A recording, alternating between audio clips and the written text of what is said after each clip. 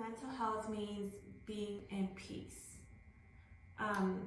Being a first generation Mexican American, there's a lot of pressure to be successful, to give back to your family, to make that migration to the US worthwhile.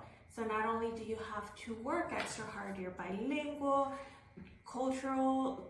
your culture is different, you compare yourself to your peers, and it's tough.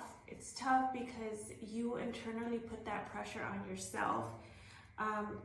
It also means to me like slowing down my thoughts. And I've learned that we can't stop our thinking, but we can slow it down.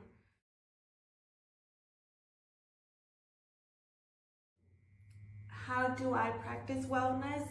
I like to stay active. I like to go to the gyms. I like to play like co-ed sports. And with the gym, I like to work out, but I don't force myself. So in other words, I don't have specific goals. I do it more to enjoy it, to have time to myself, to release that stress.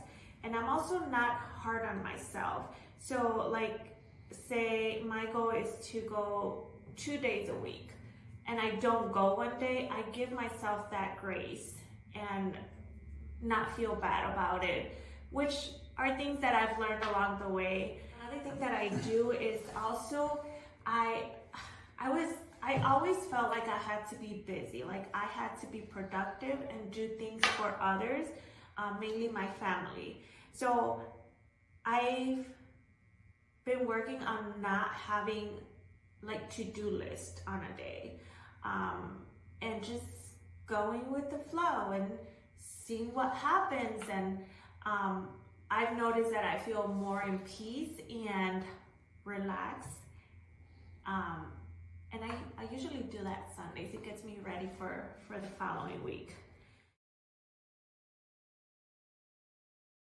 So, especially with minorities, it's important to not only have a bilingual therapist, but also bicultural.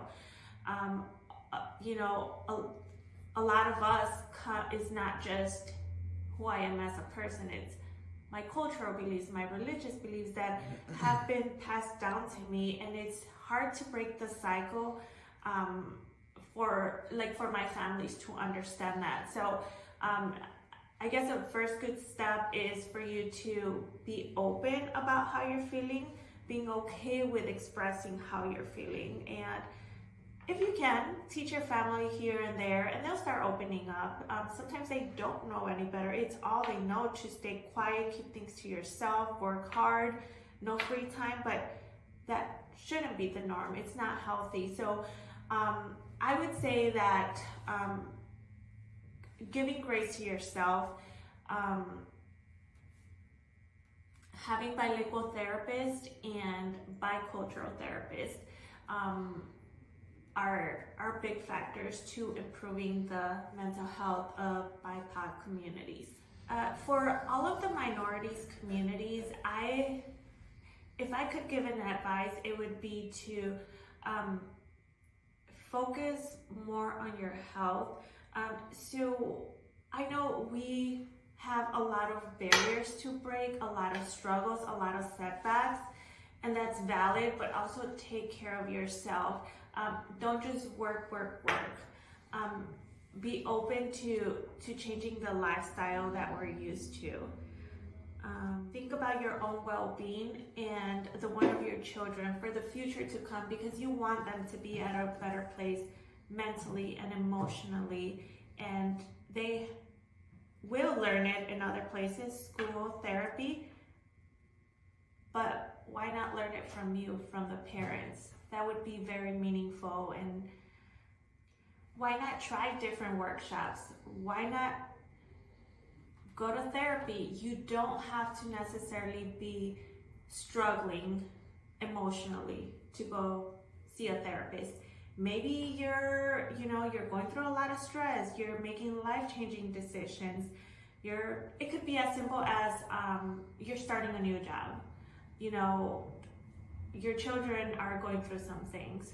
talk to somebody. Even just talking to somebody, letting it out is a relief. It'll give a rest to your mind, just letting it out.